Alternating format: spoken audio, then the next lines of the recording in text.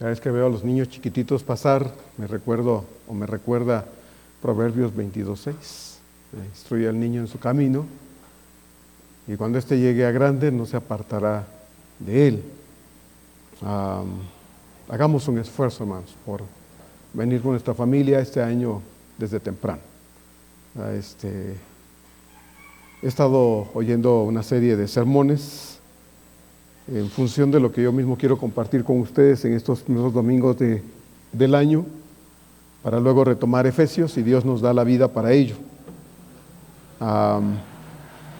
Y un hermano insistía a una iglesia muy numerosa, diciéndoles: hermanos, la iglesia solo tiene a sus hijos 1 hora o 2 cada semana.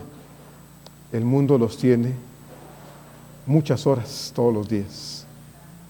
Y necesitamos preparar a nuestros hijos para que cuando crezcan y vayan a ese mundo que intenta apartarlos de Dios y darles una perspectiva equivocada de Dios, aun cuando usan la Biblia para ello, ellos estén preparados para no apartarse del Dios verdadero. Pero esa no es responsabilidad, como lo he dicho, hermanos, de la iglesia. La iglesia va a hacer su parte si usted nos lo permite, si usted nos da la ocasión para ello. Y si venimos a la casa de Dios para ser enseñados, porque este mundo está cada vez peor y necesitamos estar capacitados para no claudicar ante un mundo que absorbe, que seduce y lo hace con la astucia del diablo, ¿verdad? Y yo no creo que usted quiera un día ver a sus hijos apartados de Dios, o usted mismo claudicando a las mentiras del diablo, apartado de Dios. Yo no creo eso. Entonces hay que hacer un esfuerzo, hermanos, porque de ello depende la eternidad, no un futuro pasajero, sino la eternidad de nuestros hijos y también el desarrollo y la victoria de la iglesia en un mundo complicado. Bien, bienvenidos a la casa de Dios, hermanos. Este no es el sermón. Le invito a que abra su Biblia, por favor, en la carta segunda de Pablo a Timoteo.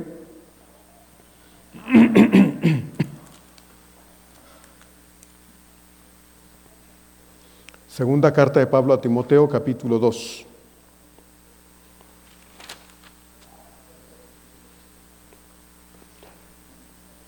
Segunda carta de Pablo a Timoteo 2. Vamos a leer el verso 1 nada más.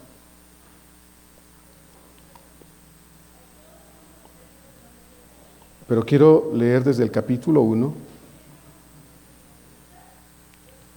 Yo voy a leer desde el capítulo 1, desde el verso 3. Y cuando llegue al capítulo 2, verso 1, usted me acompaña, lo vamos a leer 2 veces. Es en este versículo que vamos a meditar en esta oportunidad. Dice así entonces, segunda de Timoteo 1, 3, y usted me acompaña leyendo el capítulo 2, verso 1. Dice: doy gracias a Dios, al cual sirvo desde mis mayores con limpia conciencia, de que sin cesar me acuerdo de ti en mis oraciones noche y día. Está hablando a Timoteo. Deseando verte al acordarme de tus lágrimas para llenarme de gozo, trayendo a la memoria la fe no fingida que hay en ti, la cual habitó primero en tu abuela Loida y en tu madre Eunice, y estoy seguro que en ti también. Por lo cual te aconsejo que avives el fuego del don de Dios que está en ti por la imposición de mis manos, porque no nos ha dado Dios espíritu de cobardía, sino de poder, de amor y de dominio propio. Por tanto, no te avergüences de dar testimonio de nuestro Señor, ni de mí, preso suyo, sino participa de las aflicciones por el Evangelio según el poder de Dios, quien nos salvó y amó con llamamiento santo, no conforme a nuestras obras, sino según el propósito suyo y la gracia que nos fue dada en Cristo Jesús antes de los tiempos de los siglos, pero que ahora han sido manifestada por la aparición de nuestro Salvador Jesucristo, el cual quitó la muerte y sacó a luz la vida y la inmortalidad por el Evangelio, del cual yo fui constituido predicador, apóstol, maestro de los gentiles, por lo cual asimismo padezco esto. Pero no me avergüenzo, porque yo sé a quién he creído, y estoy seguro que es poderoso para guardar mi depósito para aquel día. Retén la forma de las sanas palabras que de mí oíste, en la fe y amor que es en Cristo Jesús. Guarda el buen depósito por el Espíritu Santo que mora en nosotros. Ya sabes esto, que me abandonaron todos los que están en Asia, de los cuales son Figelo y Hermógenes. Tenga el Señor misericordia de la casa de Onesíforo, porque muchas veces me confortó y no se avergonzó de mis cadenas, sino que cuando estuvo en Roma me buscó solícitamente y me halló. Concédale el Señor que haya misericordia acerca del Señor en aquel día. Y cuánto nos ayudó en Éfeso, tú lo sabes mejor. Juntos, hermanos. Tú pues, hijo mío, esfuérzate en la gracia que es en Cristo Jesús. Una vez más. Tú pues, hijo mío, esfuérzate en la gracia que es en Cristo Jesús. La experiencia de caminar con Cristo cada día, sin duda es una experiencia individual, personal. No puede ser colectiva. No se puede hablar de esto como una experiencia en grupo, porque la relación con Cristo es algo individual. Así que si esta experiencia es individual, entonces es muy, muy importante, hermanos, que también sea una decisión comprometida, decisiva y determinante. Pero, ¿hasta cuándo? ¿Hasta cuándo va a ser así? Bueno, la respuesta ya la sabemos. Hasta el fin de nuestra vida. Y si así debe ser, entonces vale la pena, hermanos, que de querer que así sea, nos esforcemos, poniendo diligentemente el corazón, haciendo un reordenamiento de todo nuestro corazón para así poder priorizar a Dios por sobre todo lo demás en nuestra vida diaria. El tema de esta reflexión, hermanos, es compromiso profundo para un cristianismo real. Compromiso profundo para un cristianismo real. Usted ha oído de compromisos. Todos los asumimos de una u otra forma, ¿verdad? Ya sea de manera voluntaria o involuntaria. Compromisos. Muchas veces adquirimos compromisos que no pensamos bien, que no meditamos bien, que no reflexionamos bien y solo los asumimos sin medir lo que va a implicar para nosotros en el tiempo, en el esfuerzo, en la economía y en todo eso que a veces cierto tipo de compromisos trae cuando los adquirimos. Y entonces suele ser que cuando no pensamos, no meditamos y somos demasiado rápidos para decir sí a ciertas cosas, adquiriendo así compromisos, después nos arrepentimos, ¿verdad? Bueno, creo que a muchos nos sucede. Tal vez no a todos, pero a muchos sí nos sucede. A mí me ha pasado que he adquirido compromisos y después me pesa, ¿verdad? Me pesa y se vuelve, hermanos, esto con el tiempo un fastidio, una carga, una incomodidad. Puede que hayamos iniciado algo, ¿verdad? No sé, podría ser un trabajo.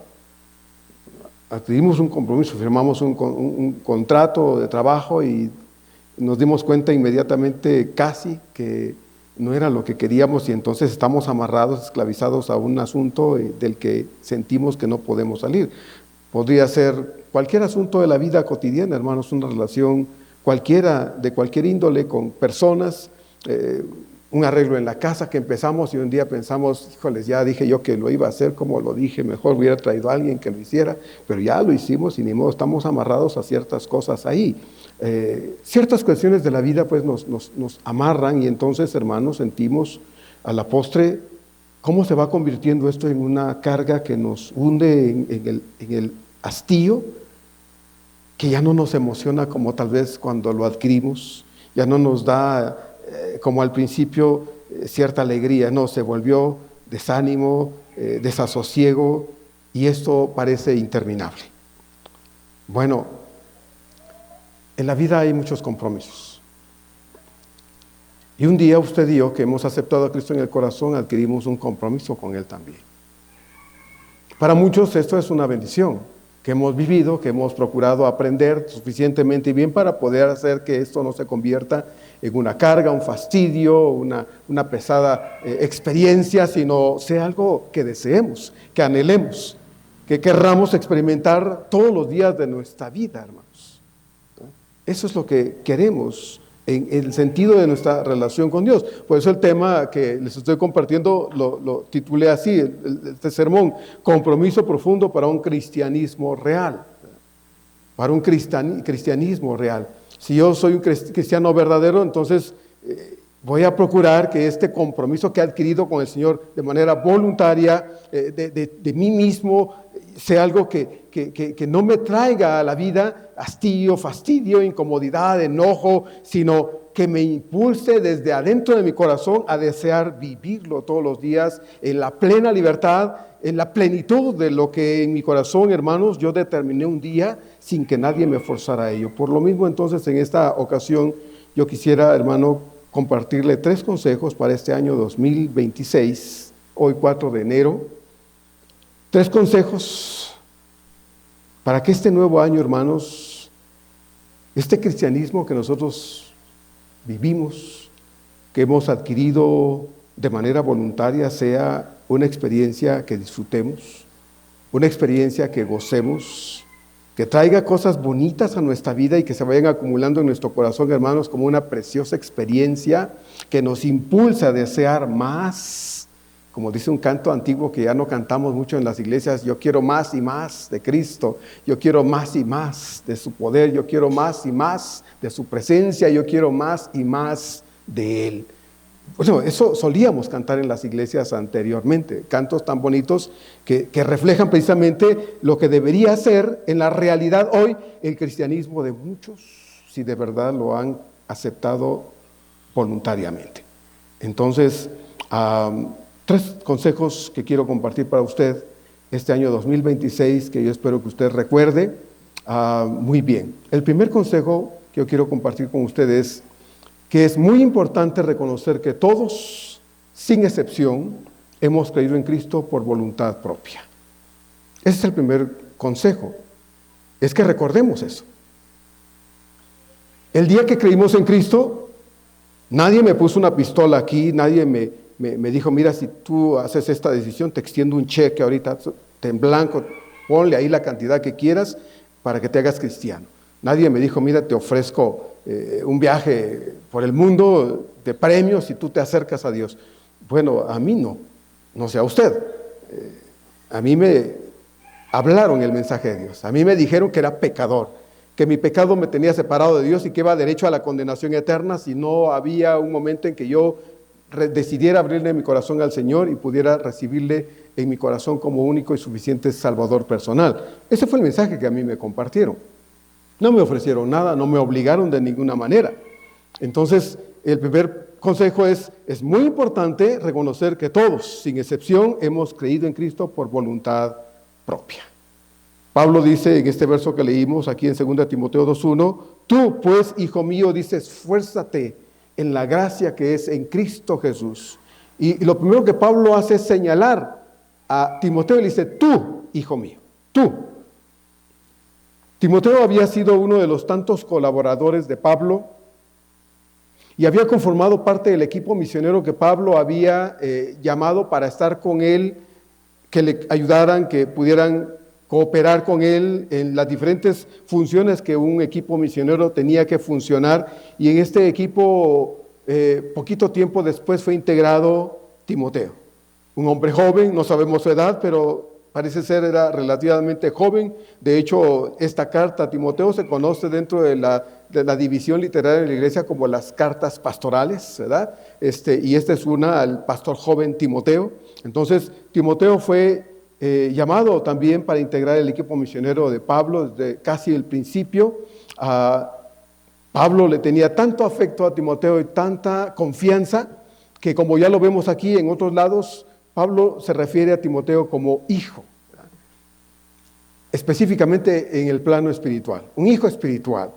Y aún la relación tan cercana entre Pablo y Timoteo había sido tal que probablemente Pablo ya no lo veía solo como en el plano espiritual, como un hijo en la fe, sino como alguien tan cercano como si fuese Timoteo incluso un hijo en la carne. Estimaba Pablo a Timoteo tanto por el testimonio de este muchacho, de este hombre joven, por el trabajo que había hecho a la obra de Dios, por la forma en que se entregaba aún a riesgo de su vida, que Pablo no puede sino identificarse con Timoteo, llamándole en este sentido hijo.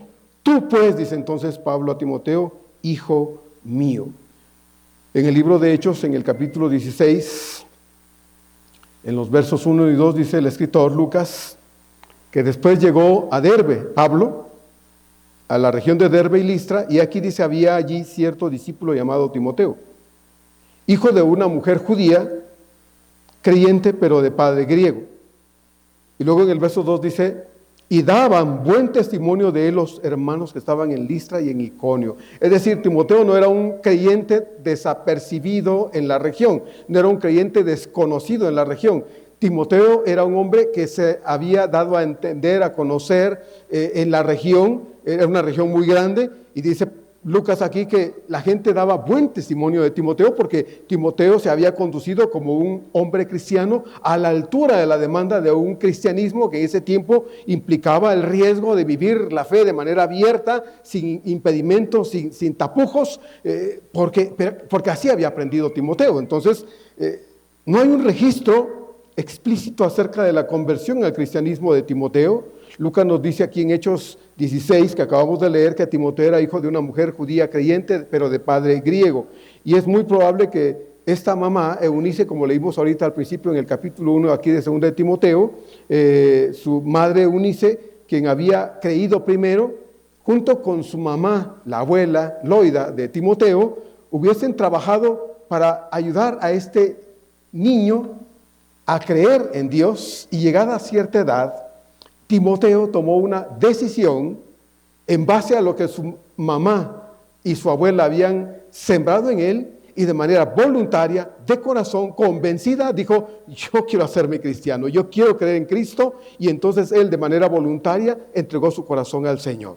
Entonces, Pablo señala a Timoteo y dice, tú, no se lo dice a otros, se lo dice a Timoteo. No está hablando de un José, no está hablando de un Luis, de un Miguel, no está hablando de Timoteo, un hombre cristiano de verdad. Tú pues, hijo mío, si has creído en Cristo, el deber que tienes es ser aquello a lo que te has acercado, es decir, a ser un creyente de verdad. Y Lucas dice entonces que la gente daba buen testimonio, no solo en el área donde Timoteo vivía, sino más allá, y habla acerca de una región en Listra y en Iconio. Entonces, aunque no tenemos un registro de cómo o cuándo Timoteo llegó a la conversión, entendemos que sin duda alguna la influencia de su madre y de su abuela habían sido la adecuada como para que Timoteo en su momento llegara de manera voluntaria, convencida y personal a decir, yo me acerco a Dios, yo quiero a Cristo en mi corazón, yo quiero ser un cristiano. Entonces, esa fe que había sido sembrada en Timoteo produjo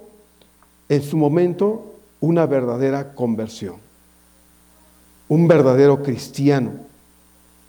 Timoteo se acercó a Jesús y él hizo a Cristo el Señor de su vida. Hizo a Jesús el Señor de toda su existencia. Cuando leemos en las Escrituras, hermanos, que podemos comprobar la conversión a Cristo de las personas, jamás vemos en la Biblia que a nadie se le obligara a tomar esa decisión. Por eso el Señor en alguna ocasión, hablando acerca de sus verdaderos seguidores, de aquellos que habían creído en Él, no habló de todos, no hizo una generalidad en ese sentido, sino dijo, por sus frutos los conoceréis. ¿Ya? Si usted es un creyente, usted va a dar el fruto apropiado de un creyente, de una persona que verdaderamente se ha vuelto a Dios y su vida está en un proceso de transformación. Si usted no es un verdadero creyente, entonces no va a dar ese fruto y entonces se va a evidenciar que usted solo es una apariencia, pero no es un verdadero cristiano, porque el verdadero cristiano va a producir el fruto que un verdadero cristiano debe producir, y esta es una vida transformada, una vida por completo contraria a lo que fue. De esto vamos a hablar, si Dios nos lo permite, la otra semana. Una vida contraria a lo que Dios, a lo que fuimos. Entonces, el Señor decía, por sus frutos los conocen. No puede el árbol bueno dar fruto malo, ni el árbol malo dar fruto bueno. El buen árbol se conoce por su fruto. Así es que por sus frutos ustedes se van a evidenciar. Entonces, Timoteo era un árbol bueno, un creyente correcto, un creyente de verdad, y producía el fruto que impactaba la vida de otros, de tal forma que, como leímos en Lucas, en Hechos 16, la gente daba buen testimonio de este hombre cristiano. Entonces, pero en la Biblia nunca encontramos que aun cuando la gente creía, a nadie se le forzaba a creer en Jesús. Todos lo hacían de manera voluntaria, convencidos desde su corazón, y no había ninguna forma de obligar a nadie a hacerse cristiano. No, aunque a veces, hermanos, y lo digo entre paréntesis, dan ganas de obligar a la gente a creer en Jesús, ¿verdad? Dan ganas de decirle a la gente, cree, y apretarle el pescuecito y decirle, di que sí. Porque sabemos lo que es conocer al Señor. Porque sabemos lo que es venir al conocimiento de Dios, lo que van a tener si tan solo de verdad se vuelven a Cristo con todo su corazón. Quisiéramos obligar a la gente, quisiéramos forzar las decisiones de las personas, pero hermanos, como hemos dicho, y no quiero contrariar lo que he dicho muchas veces y no lo voy a hacer, nadie va a entrar al cielo a empujones, nadie va a entrar al cielo de la oreja, nadie va a entrar al cielo jalado de los cabellos. No, no, no. Todos los que entren al cielo será por convencimiento personal. Entonces, siempre hasta hoy ha sido una decisión del corazón. Siempre, hermanos. Libre, voluntaria y convencida. Siempre ha sido así la decisión de cada creyente. Libre, voluntaria y convencida. Pablo se dirige a Timoteo diciéndole, basado en el hecho real de un verdadero creyente, tú, hijo mío, porque había una relación espiritual entre Pablo y Timoteo basada en la persona que era común en el corazón de cada uno, Cristo Jesús. Tú, hijo mío, eres hijo de Dios, pero eres hijo mío en la fe también. Hay aquí una marcada indicación y señalamiento a Timoteo específicamente. No está señalando al grupo, no está señalando a la iglesia como tal, sino a Timoteo. Tú, pues, hijo mío. No se puede exigir, hermanos, lealtad a Cristo a quien no conoce al Señor, ¿verdad? No podemos pedirle a la gente allá afuera, al no cristiano, oye, sé leal al Señor. No, no lo va a hacer. ¿Por qué? Porque no hay una relación con Dios, no hay una comunión con Él, desconoce el amor de Dios. Cristo no ha venido a su corazón y no ha nacido de nuevo. Por lo tanto, entonces, usted no le puede pedir a quien no lo conoce que sea leal a Dios. Pero sí le podemos pedir a aquel que conoce a Dios que sea leal a ese Dios. Que sea fiel a ese Dios. Y es lo que Pablo está diciéndole a Timoteo. Tú, hijo mío, esfuérzate en esto. Entonces, no podemos exigirle lealtad a Cristo a quien no puede darla porque no conoce al Señor. Ninguna cosa, ni nada se le puede pedir a aquel que no ha tenido un encuentro verdadero con Cristo, aquel que no ha nacido de verdad a través de Jesús. Timoteo fue sí llevado a los pies de Cristo por el testimonio de su abuela y de su madre, probablemente, y su conversión fue producto de la enseñanza, sí, de ellas sobre este muchacho Timoteo. Pero Timoteo, hermanos, tomó una decisión voluntaria, tarde o temprano. Tuvo que decidir qué hacía con el mensaje que su mamá y su abuela le habían compartido, rechazarlo o aceptarlo. No hay otra alternativa. Puede que la gente diga, mire, lo dejamos en el aire, ya me ha hablado 2 años, 3 años, 5 meses, el tiempo que sea, me ha hablado, entiendo las cosas, pero mire, estoy entre esto y aquí, estoy aquí. Bueno, no estás ni aquí, tienes que estar aquí o aquí, no puedes estar en medio. ¿Eres o no eres? ¿Aceptas o no? ¿Lo invitas a tu corazón o lo rechazas definitivamente? Entonces, Timoteo en su momento tuvo que tomar una decisión definitiva. ¿Aceptar a Jesús en su corazón o rechazarlo? Y Timoteo tomó una decisión voluntaria, consciente, premeditada y personal. Una decisión libre, hermanos. Y esa fue hacer a Cristo su Señor. Hacer a Cristo el Señor de su vida. Usted y yo, usted que está aquí, si ha conocido al Señor, los que nos reunimos para adorar al Señor este primer domingo del año, al oír el mensaje del Evangelio un día, hermanos, tomamos, igual que Timoteo, igual que Pablo, igual que cualquier otro cristiano verdadero, la decisión de creer y arrepentirnos. Tomamos esa decisión. Nos preguntaron, después de habernos predicado el Evangelio, ¿y qué vas a hacer? ¿Le aceptas en tu corazón o lo rechazas? Y hay quienes dijeron tal vez 1, 2, 3, 10 veces, no, ahorita no, hasta que llegó el momento en que dijimos, este es el momento, yo necesito a Dios, mi vida va directo al desastre y yo no quiero eso para mí más. Y le aceptamos en el corazón. Fue una decisión, en su momento también, con determinación, convencidos, personal, libre. Nadie me obligó a ello, nadie me forzó, me explicaron el mensaje de salvación y cuando me preguntaron, yo de manera voluntaria, libre y muy consciente dije, yo quiero a Cristo en mi corazón, yo sí. No sé otros, pero yo sí lo quiero. Esto no es una cuestión de un corazón compartido, una fe compartida. No es mi fe, es mi necesidad, es la urgencia. Fue la urgencia de Cristo en mi vida a causa del terror y del peligro de una eternidad sin Cristo. Y eso puede llegarle a cualquiera en cualquier momento. Nosotros, hermanos, como creyentes, como hijos de Dios, porque lo hemos conocido, tenemos, bendito sea Dios, la garantía de la eternidad. Como ahorita se hablaba de la hermana que falleció en estos días. El día que nosotros nos muramos, nos vamos así con Dios. Y me tardé. Cuando estos ojos se cierren, estarán abiertos los del alma. Porque tenemos vida en Él. El que cree en mí, dijo el Señor, aunque esté muerto, vivirá. Y todo aquel que vive y cree en mí, no morirá eternamente. Entonces,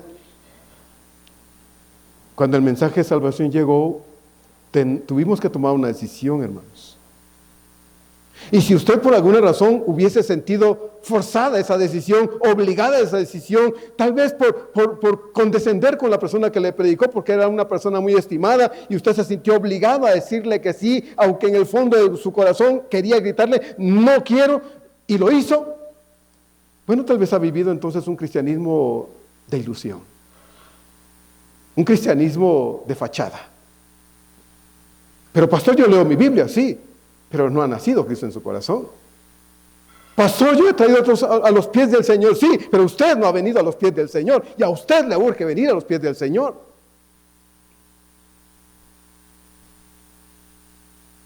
Entonces, cada uno de nosotros venimos a Cristo por voluntad personal. Entonces también está claro que este tú, que dice Pablo aquí a Timoteo, tú pues, hijo mío, este tú, de forma personal también se dirige a usted y se dirige a mí.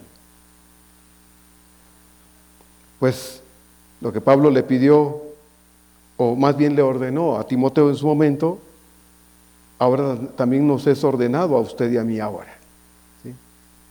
Tú pues, hijo mío, Marco Tulio, tú pues, hijo mío, cada uno de nosotros.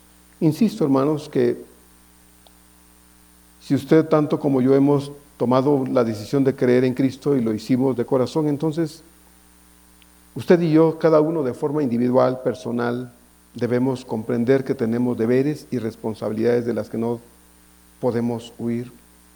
Porque si hubo una conversión genuina del corazón, voluntaria, convencida, entonces no es una carga el compromiso con Dios.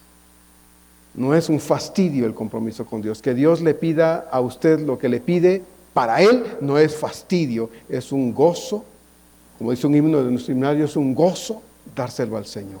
Es un gozo servirle, es un gozo orar, es un gozo leer su palabra, es un gozo venir a la casa de Dios, es un gozo dar lo que haya que dar para decirle a ese Dios en quien creo con todo mi corazón que esto es genuino. Que esto no es un arrebato de una mente que no sabe en qué ocupar su tiempo. No, esta es una decisión determinante en mi vida y lo puedo demostrar en cualquier momento de mi existencia porque yo estoy comprometido con Dios con todo mi corazón. Nadie me obliga a ello. No tienen que tirar pepitas de oro en el camino para que yo camine con el Señor. No tienen que obligarme en ninguna forma. Yo lo decido, yo lo determino porque yo sé en quién, como dice Pablo, he creído. Yo sé en quién he creído. Entonces, hermanos, tenemos que reconocer que todos, sin excepción, hemos creído en Cristo de manera voluntaria. No hay obligaciones en esto. Gracias a Dios, no las hay. Sería terrible decir, es que como tengo que, y con lágrimas en los ojos, por favor, mejor deténgase, ¿no? Párese y no lo haga. Párese y no dé un paso más. Porque lo que le damos a Dios debe venir de un corazón que con espontaneidad, tal como la conversión, quiere cada día demostrarle a ese Señor que no lo hace a fuerza, lo hace convencido. El segundo consejo, hermanos, es que nos urge hacer cambios en nuestra actitud con respecto a caminar con Cristo cada día. Entonces, si la experiencia de la conversión fue genuina, pero también voluntaria, determinada en nuestro corazón de manera personal y consciente, entonces debemos urgirnos a nosotros a hacer cambios en nuestras actitudes con respecto a caminar con el Señor de su mano todos los días. Porque puede que a veces, como el niño no quiere que el papá lo agarre y esconde la mano y se hace así bolita, ¿verdad? Y el papá tiene que meter la mano y agarrar la mano del niño y llevárselo. Y el niño va jaloneando si el papá no lo suelta. Bueno, Dios no va a hacer eso. Déjeme decirle que Dios le ama, sí, pero Dios no le va a obligar a usted a darle la mano. ¿Usted se la da o no se la da? Usted le dice al Señor, señores, aquí está mi mano, yo quiero tomar la tuya, quiero agarrarme de ti, Señor, porque solo yo soy un fracaso. Hermano, Dios no va a arrebatarle sus manitas a usted para que usted pueda caminar con Él todos los días. No. Como ya vimos en el punto anterior, ninguno que se diga cristiano lo es porque se vio obligado a tomar una decisión o esa decisión. Y como ya vimos también, si no fue forzada en esa decisión, entonces cada uno de nosotros, hermanos, deberíamos, al ver cómo ha sido nuestra experiencia con Cristo cada día, hacer cambios. Si es que hay que hacerlos, arreglos, si hay que hacerlos, modificaciones, ajustes, a lo que sea que haya que hacer en esa relación, comunión con el Señor, para que esa relación y comunión con el Señor sea algo rico, delicioso, algo que me impulse a querer abrir los ojos al día siguiente y desear vivirlo otra vez y mejor. Como cuando uno está enamorado de alguien, ¿verdad? Dicen que el amor se acaba. No se acaba, hermanos. Nos fastidiamos nada más, ¿verdad? Pero no se acaba. Y el amor a Dios es un amor eterno, que en vez de que se acabe, se debe fortalecer, porque Dios es amor. Dios es amor. 1 Juan 4:3. Entonces sí, necesitamos comprender que debemos, hermanos, aferrarnos a Dios, que debemos, hermanos, buscar a Dios con todo nuestro corazón, pero esto no debe ser tampoco una cuestión obligada, forzada, en contra de mi voluntad, porque ¿qué van a decir? Dios, ¿qué va a opinar de mí? No, hermanos. Si hay que hacer cambios, hagámoslos. Si hay que hacer modificaciones, hagámoslos. Si hay que hacer ajustes en todo esto, hagámoslos. Vale la pena. Si usted lo hace en el trabajo, si usted lo hace en su casa, si usted lo hace en las cosas de la vida cotidiana, también vale la pena hacerlo en la relación y comunión que tenemos con el Cristo, que es nuestra vida, que es la vida que tenemos todos los días. Vale la pena. Pablo, al escribir a los Corintios, dice en 1 Corintios 9, 24 a 27 estas palabras. Quiero leerlo. 1 Corintios 9, 24 a 27 dice Pablo, preguntando, ¿no sabéis que los que corren en el estadio todos a la verdad corren, pero uno solo se lleva el premio? Y dice Pablo luego, corred de tal manera que lo obtengáis. Todo aquel que lucha, de todo se abstiene. Ellos, es decir, los atletas, a la verdad, para recibir una corona corruptible, pero nosotros una incorruptible. Así que, dice Pablo, concluyendo, yo de esta manera corro, no como a la aventura, a ver qué sale. De esta manera peleo, no como quien golpea el aire, sino que golpeo mi cuerpo, dice, y lo pongo en servidumbre, no sea que habiendo sido heraldo para otros, yo mismo venga a ser eliminado. Es decir, Pablo habla aquí a los corintios de que, como en los deportes, o cualquier otra actividad, ¿no?, en la vida, pero él habla del deporte, Se requiere de disciplina, orden, decisiones, constancia, sacrificio, esfuerzos. Todo eso implica una vida de deportes. Alguien que está dedicado a un cierto tipo de deportes y quiere dedicarse a ello, pues va a disciplinarse, va a ordenar su vida, va a tomar decisiones que van a traer como resultado resultados que quiere, constancia en ello, sacrificio, esfuerzo. No va a estar tirado a las 12 del día en la cama mientras los demás desde temprano están entrenando. Pues no.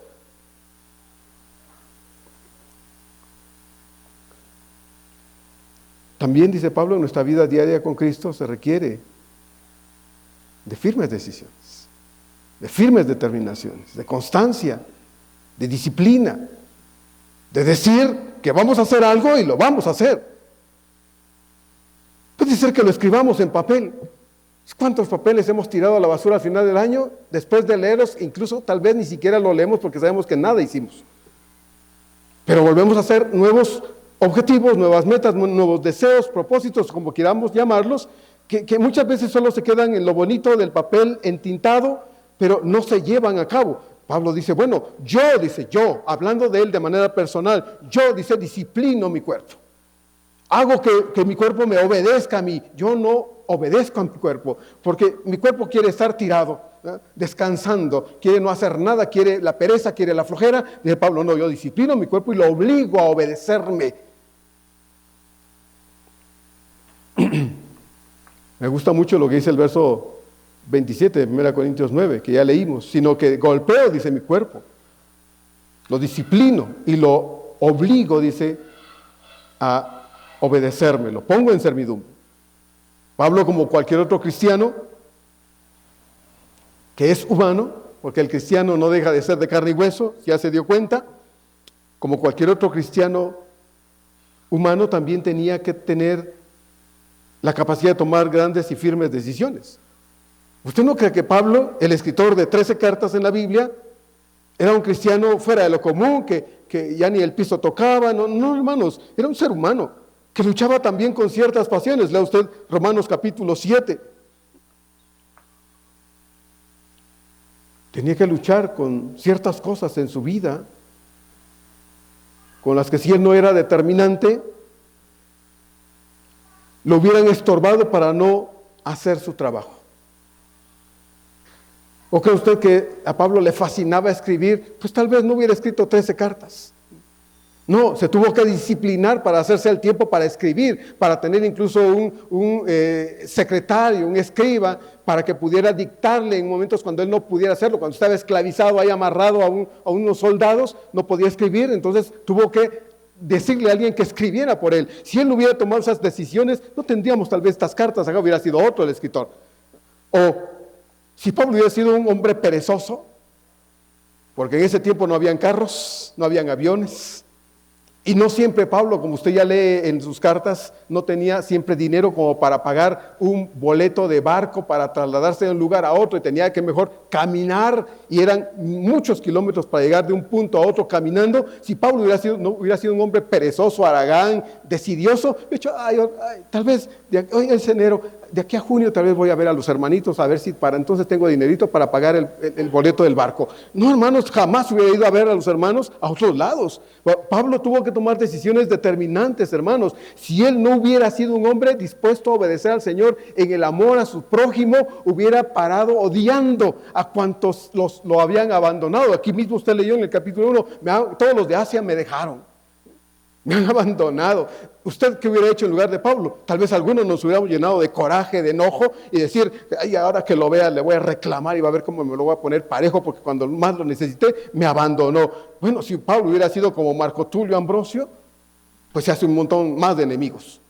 Pero no, Pablo era un hombre lleno de la presencia de Dios. Y tuvo que tomar firmes determinaciones, hermanos, para no permitir que su corazón se llenara de odio, de coraje y almacenar basura en su corazón. Entonces, Pablo, como cualquier otro cristiano, también tuvo que tomar grandes y firmes decisiones, hermanos. Decisiones, en fin. Hoy, hermanos, estamos frente a un nuevo año. Frente a un nuevo año. Y así como ya se fueron ya casi 4 días de este año y estamos a 4 de enero, al rato vamos a estar diciendo, se acabó enero. Bueno, sí, ya se acabó enero. ¿Y qué? ¿Ya lo aprovechó? ¿Ya lo aprovechamos? ¿Estamos obteniendo provecho de la vida que Dios le da? Porque mire, hermano, no es casualidad que Dios nos dé la vida. Yo me pregunto mucho, Señor, ¿por qué yo estoy vivo? ¿Por qué me regalas a mí la vida, Señor? Y no es que no entienda la palabra de Dios, la entiendo, pero no puedo explicar su paciencia para mí. No puedo explicar su maravillosa misericordia para mí, personalmente. No la puedo explicar, porque yo no me la merezco. Y sin embargo, Dios es bueno y me regala otro día más hoy. Y si Dios me concede, la otra semana estaré aquí frente a ustedes otra vez predicando su palabra. ¿Me la merezco más que usted? No. Pero Dios es bueno. Más allá de hermanos de lo que nos imaginamos, Dios es bueno. Y no es otra la razón de su vida y la mía, sino la bondad de Dios, la misericordia de Dios. Lamentaciones 3. Por eso no hemos sido destruidos, consumidos, despedazados, desaparecidos. No, porque Dios renueva su misericordia hacia nosotros todos los días, es que no nos ha consumido. Entonces, hermanos, hoy estamos frente a un año nuevito. Respírelo así. ¿A qué huele? ¿A qué huele? Yo huelo, hermano, a la costa. Bueno, yo huelo a año nuevo. Así huele este ambiente, a año nuevo. Como cuando usted se compra algo nuevo y lo huele, qué rico huele. No está usado, está nuevo. Este año está nuevo. Dios nos está regalando, hermanos, un año nuevito. No está usado, está nuevo. Son 12 meses que Dios nos está regalando. Y si Él quiere, viviremos. Si Él desea, estaremos dentro de un año diciendo otra vez, Dios ha sido bueno con nosotros. Y estaremos compartiendo testimonios el primer domingo de enero del otro año, si Dios nos lo concede, hermanos, recordando lo que ha sido el año que apenas hoy estamos empezando a vivir. Si examinamos nuestro corazón, si es que ya lo hicimos o no lo hemos hecho, pero si examinamos nuestro corazón, hermanos, tal vez ya notamos o podríamos notar fallas en esa relación en comunión con Él, deficiencias, vacilaciones, descuidos a veces involuntarios, pero muchas veces la mayoría voluntarios. O cualquier otra cosa que nos haya impedido experimentar una relación en comunión buenas con ese Dios y Señor eternos. ¿Por qué? ¿Por qué? Me pregunto, hermanos, y se lo pregunto, ¿por qué no hacer un alto para saber qué lo ocasionó? Sería bueno. Me propuse en diciembre del 2024 leer toda la Biblia. Y yo le pregunto a usted, ¿la leyó de pasta a pasta? ¿La leyó? ¿Por qué no? ¿Qué se lo impidió? ¿Qué le estorbó para que usted no leyera la Biblia como se lo propuso? Yo le dije a Dios el año pasado, y solo estoy alucinando, le dije, Señor, este año voy a orar más. Bueno, usted revise su corazón y vea si usted realmente oró más, si tuvo más comunión con Dios a través de la oración todos los días. Y si no, pregúntese, ¿qué se lo impidió? Yo me propuse ser más constante en la asistencia a la casa de Dios. El año pasado, yo dije, Señor, voy a tratar de no fallar. Bueno, vea cómo fue su asistencia a la casa de Dios. ¿Fue buena? Y si no, ¿qué se lo impidió? Y podríamos hacer más preguntas al respecto. La cuestión en general es, bueno, examino mi corazón. ¿Qué veo en él? Veo constancia, veo un compromiso con Dios que estoy tratando de cumplir de manera voluntaria y de todo corazón. ¿Me estoy esforzando en ello o simplemente me he conformado a que, ahí te va, Señor, así, si quieres, y si no, pues lo siento? ¿Así es? ¿O cómo?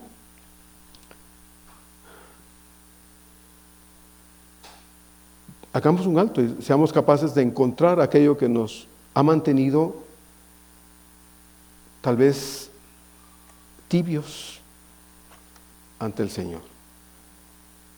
Tibios. Como la iglesia a la Odisea, ¿se acuerda? Ahí en Apocalipsis 3. El Señor le dice esto a la iglesia allí en la región del Asia Menor, en la ciudad de la Odisea. en capítulo 3, 15 y 16 les dice, yo conozco tus obras, que ni eres frío ni caliente. Ojalá fueses frío o caliente. Pero por cuanto eres tibio y no frío ni caliente, te vomitaré de mi boca. ¿Qué hace que una iglesia, ¿verdad?, conformada por creyentes sea tibia, o ardiente, o fría? Bueno, lo hace la calidad de vida espiritual de los que la conformamos. ¿No? Así es. No podemos decir, bueno, es que la iglesia es tan entregada que no entendemos cómo el Señor dice que estamos tibios. No, hermanos, no. La iglesia es lo que sus miembros somos. Entonces, ¿qué nos hizo? Quizá, solo digo, no ser lo que Dios quiere que seamos. Por eso Pablo le dice a Timoteo, tú pues, hijo mío, esfuérzate.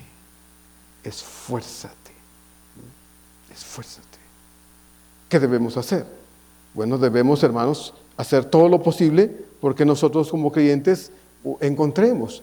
¿Qué impidió que cumpliésemos con nuestros deseos y anhelos en el plano espiritual? Porque puede que en lo laboral, puede que en la salud, puede que en lo material, puede que en el área de la diversión, del bienestar emocional, todo esté bien, pero en lo espiritual, como que en vez de estar mejor, estoy más para abajo. Bueno, ¿por qué? Hablando de mí como cristiano, porque no estoy tratando con gente que no conoce a Dios, sino con gente que conocemos al Señor. Entonces, ¿qué fue lo que lo provocó? Dice el Señor a la iglesia, entonces, yo quiero que seas una iglesia ardiente, una iglesia entregada, porque el otro extremo sería ser fría, indiferente, pero no estás ni allá ni acá, estás en medio y dices, bueno, por lo menos no estoy ni frío ni caliente, estoy tibio. Dice el Señor, pues porque eres tibio, indeciso, te vomitaré de mi boca.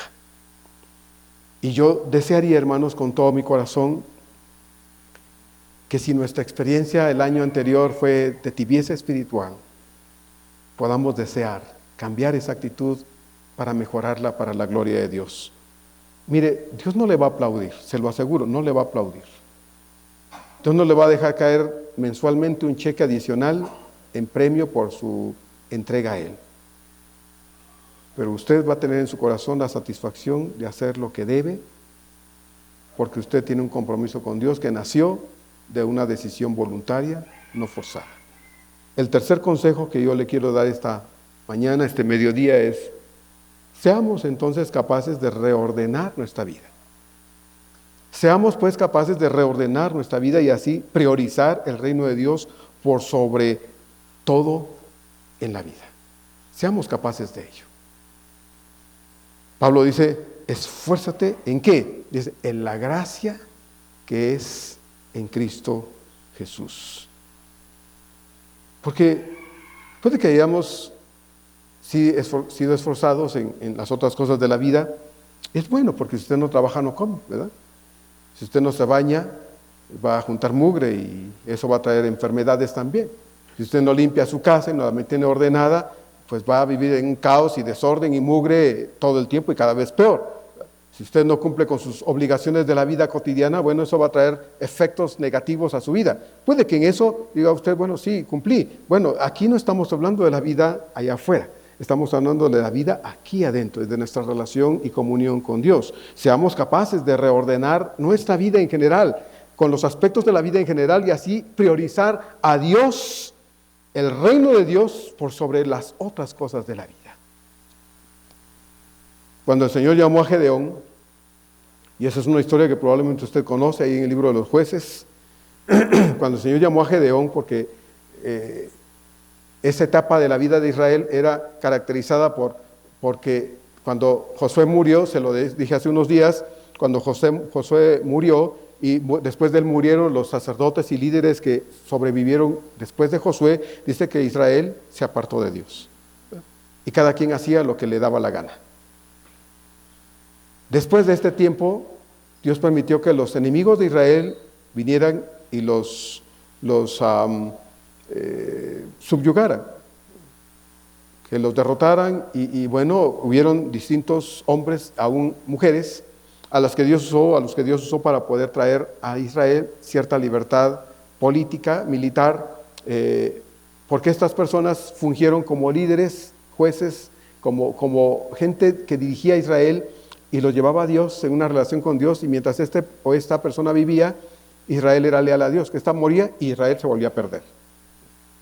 En ese tiempo, Madián era quien tenía a Israel subyugado.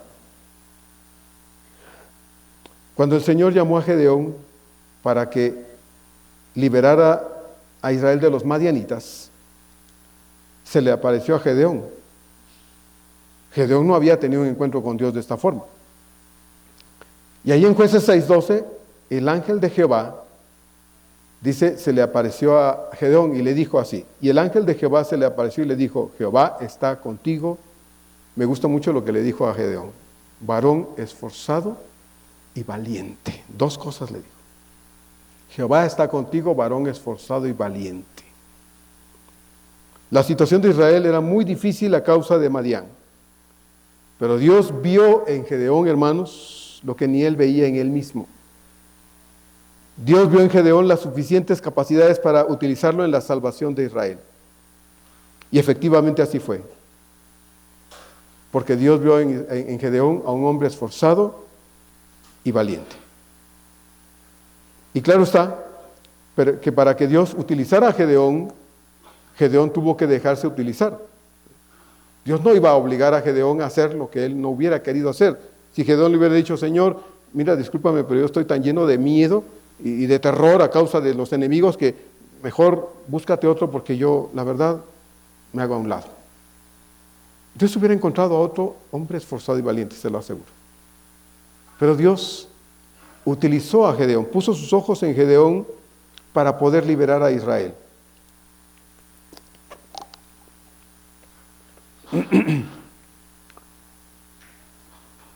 Gedeón tuvo que esforzarse en confiar en Dios.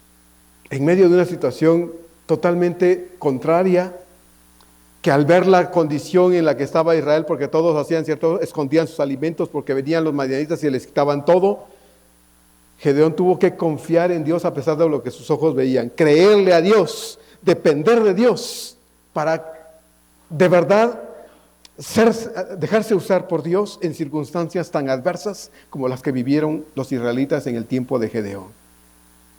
Y Dios usó a Gedeón de tal forma que lo ayudó a creer que no era él, sino Dios, quien hacía todo.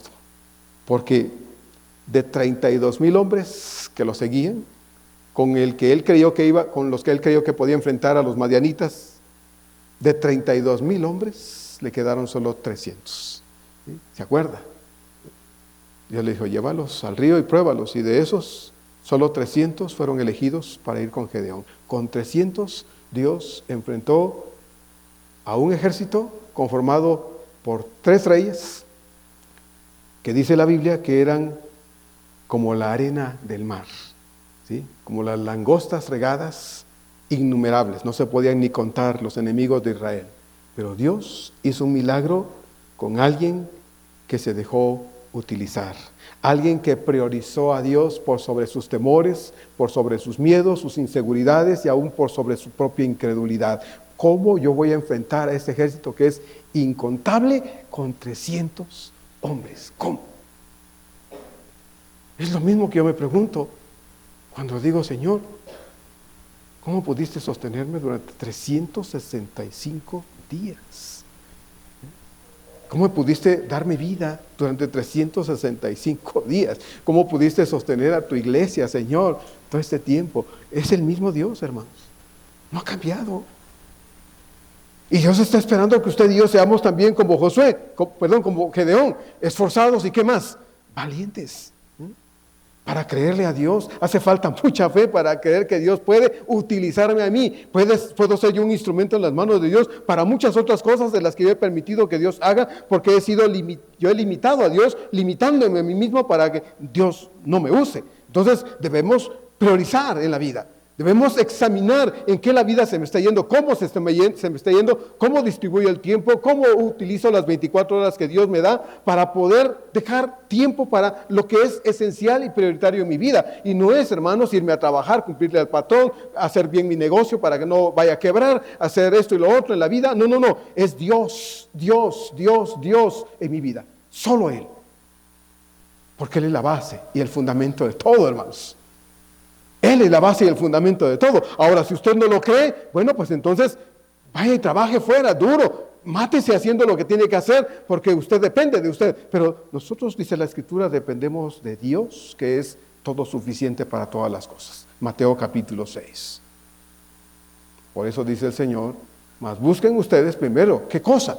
Dice, el reino de Dios. Y todas las otras cosas Dios las dará añadidamente. Sí. No, la prioridad en mi vida no es mi trabajo. Sí, debo cumplirle al patrón porque ni modo, tengo obligaciones ahí. Debo cumplir en la escuela y ayudar a mis hijos a esto y lo otro. Las demás cosas hay que hacerlas. Nunca hemos dicho, no cumpla con sus obligaciones. Al contrario, hemos enseñado aquí y siempre lo vamos a enseñar. Si usted adquirió responsabilidades allá afuera, sea responsable con ello. Hágalo lo mejor posible, porque de por medio va también su testimonio si usted dice que es cristiano. Pero no es su prioridad, su prioridad es el reino de Dios. Si Dios le da vida, no es para que usted sea exitoso allá afuera. Parte de la vida cotidiana puede traer éxito a su vida, sí, pero no es el éxito el que buscamos allá afuera. Es que Dios sea honrado a través de nosotros. Eso es lo que buscamos. Eso es lo que queremos. Aquello se va a quedar. El trofeo que le den, se va a quedar. El premio que le den, lo que sea, se va a acabar. Pero servir a Dios, hermanos, trae satisfacción en el corazón. Vivir para Dios trae una satisfacción que durará para la eternidad. Entonces nuestra prioridad no es allá afuera, es aquí adentro. Y para acá adentro requerimos ser esforzados y valientes. Creerle a Dios, confiar en Dios, agarrarnos de Dios, saber que Dios no me va a dejar, aunque solo tenga 300 hombres conmigo. Así es. Como la viuda cuando Elías le dice, Dios le dijo a Elías, no le dijo ve con la millonaria del pueblo, no, lo mandó con una viuda y bien pobre. Le dijo, pues dame un vaso de agua, y aquella fue y le dio el vaso de agua. Y después le dijo, ahora hazme una torta. Y siempre he dicho que hasta con gustos Elías, pues le dijo, ve y házmela, pero abajo del rescoldo. No me gusta así encima, no, cocínala abajito ahí para que suene bien rico. Y la mujer le dijo, Señor, mira, no tengo más que un poquito de harina en la vasija y ahorita recogía unos leños porque la iba a hacer para comerme un pancito con mi hijo y después dejarnos morir porque se acabó. Y se acuerda que le dijo Elías, ve, le dijo, hazme a mí primero y después haz para ti y para tus hijos. Porque el Señor dijo, no lo dice Elías. Elías le dijo, porque Dios dice, la harina no se va a acabar y el aceite jamás se va a agotar. Y se cumplió. Porque Dios lo dice, hermanos. No lo dice el ser humano, lo dice Dios. Y Dios ha dicho que Él siempre estará con nosotros. Es nuestro sustento. Si acaba un trabajo, Dios abrirá la puerta para otro. ¿Sí? Si nos dicen que estamos enfermos y que no hay salud o solución para nuestro problema de salud, ¿qué le preocupa, hermanos? Se va a ir con el Señor, ¿verdad? Ya se va a ir con el Señor. Como dijeron hace un momento, ¿qué es la muerte? La muerte es para que temblemos. No, la muerte es necesaria para ir con Él. Si no fuera a través de ello, no iríamos con el Señor. Estaríamos en este mundo lleno de tantas cosas horribles. Pero es la muerte el medio que Dios utiliza para algunos de sus hijos para que nos vayamos con Él y dejemos este mundo de tanta cochinada, ¿sí? Y mientras estamos acá, Dios es nuestro amparo y es nuestro refugio, es nuestro pronto auxilio en cualquier tribulación. El que mora bajo la sombra del Omnipotente vive completamente seguro todos los días de su vida y caerán a su lado 1000 y 10,000 al otro lado, mas a él no lo tocarán. Esa es la confianza que tenemos, mis hermanos. Por eso es importante ordenar nuestra vida, priorizar el reino de Dios por sobre cualquier asunto de la vida, porque nosotros no vivimos para nosotros, vivimos para Dios y para su reino. Y se nos ha olvidado eso, hermanos. Se nos ha olvidado y entonces vivimos para nosotros, para darme gusto a mí, apapacharme a mí, decirme qué bonito y guapo estoy y tratar de darme todo lo que requiero para vivir esta vida de comodidad que me merezco, esta vida de felicidad que me merezco, y hacemos a Dios a un lado. Esa es la peor equivocación que podemos cometer y la peor decisión que hemos tomado muchas veces todos los días de la vida. No, hay que reordenar, hay que priorizar, y el reino de Dios debe ser lo más importante, hermanos, lo más importante. Lea Mateo capítulo 10. El que ama a padre, madre, hijos, hijas, la vida, lo que sea, más que a mí, dice el Señor, no es digno de mí. Y el que no toma su cruz y viene conmigo, no es digno de mí. Eso es lo que dice el Señor. Yo no lo estoy diciendo ni me lo estoy inventando. Entonces hay un compromiso con Dios, hermanos, que asumimos de manera voluntaria. Y asumo que usted y yo lo hicimos de manera voluntaria. Tenía que ser valiente Gedeón, porque en circunstancias tan desfavorables y contrarias a su situación, todo parecía imposible, ¿verdad? Imposible que él, un hombre que había estado entre el montón y escondido entre el montón, ahora Dios le dice: eres esforzado y valiente. Señor, ¿de dónde yo esforzado y valiente si todo el tiempo me estoy escondiendo también? Bueno, Dios lo dice, y si Dios lo dice, yo lo creo. Si Dios me dice que yo puedo levantarme de esta vida de descuido espiritual y todo eso, y que Él tiene el poder para ayudarme a levantarme, yo le creo a Dios, no es en mis fuerzas, es en el poder de Dios. Por lo tanto, entonces voy a depender de Dios para hacer de mi vida algo mejor de lo que ha sido hasta ahora, con la ayuda y la dirección del Señor. Entonces, Gedeón tenía que ser valiente, a pesar de que todo parecía contrario. Todo parecía imposible. Sí, cuando se ve con los ojos humanos, pero no cuando se ve con los ojos de Dios. En la vida todo requiere, hermanos, que nos esforcemos. Lo que sea que usted haga, todos los días necesita esfuerzo. Si no se esfuerza, pues no va a quedar bien, ¿verdad? Con la gente con la que ha adquirido compromisos. Las empresas suelen premiar a sus mejores empleados.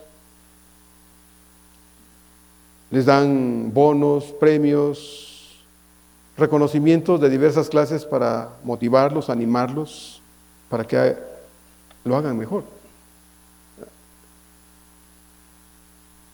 Para que su iniciativa sea mejor, para que su honradez sea más, para que su respeto sea mejor, para que le pongan más empeño, su colaboración sea de más entrega, etcétera, etcétera.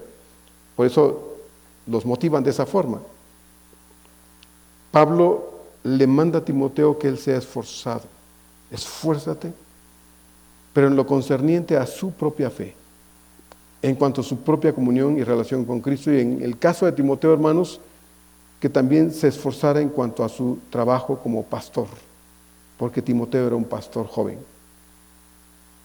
Hermanos queridos, frente a un nuevo año, Dios nos está llamando a cada uno al esfuerzo. Dios no tiene nada que ver con la mediocridad. Dios no tiene nada que ver con la desidia, la pereza, el descuido, el desdén. No, Dios desea que seamos creyentes esforzados. Tanto, diría yo, hermanos, o por lo menos tanto como nos esforzamos allá afuera en las cosas de la vida diaria. Así, dice, por lo menos que te esfuerces para Dios. Por lo menos eso. Pero si usted puede esforzarse para Dios más, qué bueno. Porque eso implicaría que usted está priorizando a Dios por sobre las otras cosas de la vida. Pero por lo menos, por como lo hacemos afuera, por lo menos. Pero como estoy dirigiéndome a hijos de Dios, hijos agradecidos, hijos amantes de su Señor, hijos que reconocemos la bondad y la misericordia de Dios, entonces, hermanos, yo creo que eso de esforzarnos aquí para Dios debería ser mucho mejor. Debería ser mucho más. Debería ser algo que nosotros, hermanos, realmente podamos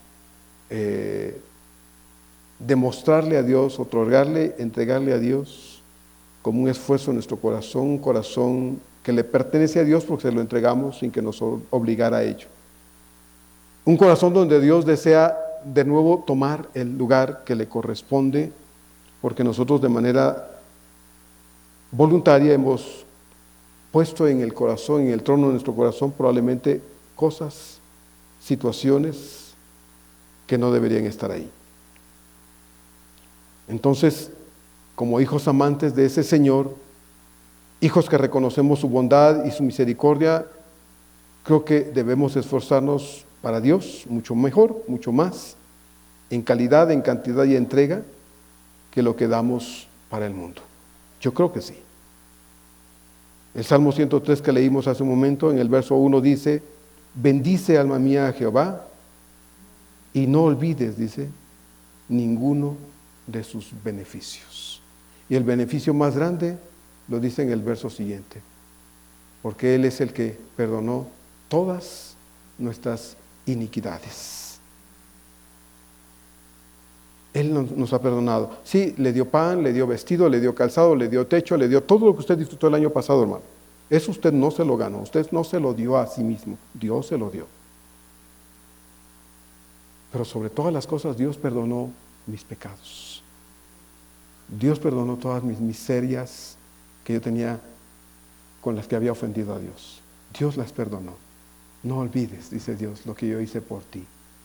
Entonces, hermanos, Dios espera que usted y yo nos esforcemos y podamos poner el empeño que requiere para vivir en esa gracia, que es la experiencia de vivir en la comunión con Dios, la vida cristiana y todo lo que la vida cristiana significa todos los días de nuestra vida. Tú pues, hijo mío, esfuérzate en la gracia que es en Cristo Jesús.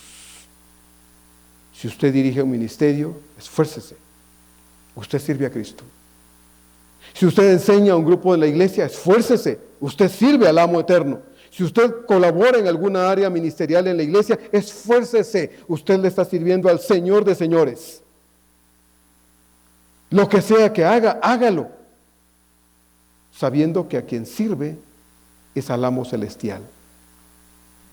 Timoteo debía esforzarse y aún estar dispuesto a sufrir. ¿Sí?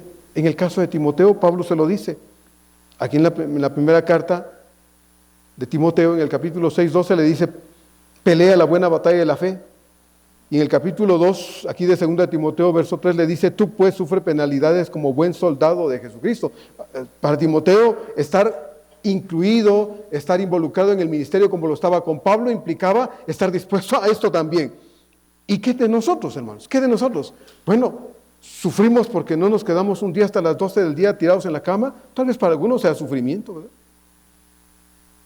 Pero si usted puede ofrecerle ese sacrificio al Señor, a Dios le va a agradar. Que usted esté dispuesto a sacrificar eso para estar aquí, para servir a Dios, para leer su Biblia, para orar al Señor, para tener una mejor comunión con Dios. Esfuerzo. Como le dijo a Gedeón, varón esforzado y valiente. Eso es lo que Dios ve en nosotros. Bueno, están tal vez enterrados entre la pereza y el descuido y todo eso que hemos acumulado, pero Dios tiene el poder para ayudarnos a quitar todo ese mugrero y dejar al descubierto lo que necesitamos para vivir una vida digna para Dios en este año 2026. Entonces, si usted está sirviendo al Señor, si usted está caminando con el Señor, sea lo que usted esté viviendo con el Señor, lo puede mejorar. Si usted está dispuesto a hacer cambios en sus actitudes para caminar mejor con Cristo, entonces, y solo entonces, usted, como bien dice la Biblia, será un varón, una mujer. Seremos esforzados, seremos valientes y estaremos acatando la orden de Dios. Esfuérzate en la gracia que es en Cristo Jesús. Que Dios nos ayude, hermanos, de verdad, y esto lo podamos ir entendiendo bien, porque, como le dije, quisiera que estos consejos no se quedaran en el papel nada más. Yo lo escribo, pero deseo que sea una realidad en la vida suya y en la vida mía. Y esta iglesia particularmente es una iglesia más digna de su Señor, ¿verdad? Más digna de su Señor. Y lo va a hacer cuando usted y yo lo seamos de manera individual y personal. Ojalá que sí. Vamos a orar. Padre amado, en esta tarde damos gracias. Nos das la oportunidad, Señor, de vivir el cuarto día de este año. Y en tu infinita misericordia, Señor, tú has sido bueno, concediéndonos oportunidades, vida y todo, Señor, lo que requerimos para la vida de todos los días. Pero también, Señor, nos das tu presencia en el corazón, el poder de tu Espíritu, Padre, para poder levantarnos y procurar caminar contigo todos los días. Señor, ¿cuánto has hecho por nosotros? Y no me refiero solo a lo espiritual, porque eso debería ser razón suficiente para vivir agradecidos contigo todos los días. Señor, nos das mucho más. Adornas nuestra vida con todo aquello que requerimos para esta vida material, pasajera, aunque no lo merezcamos.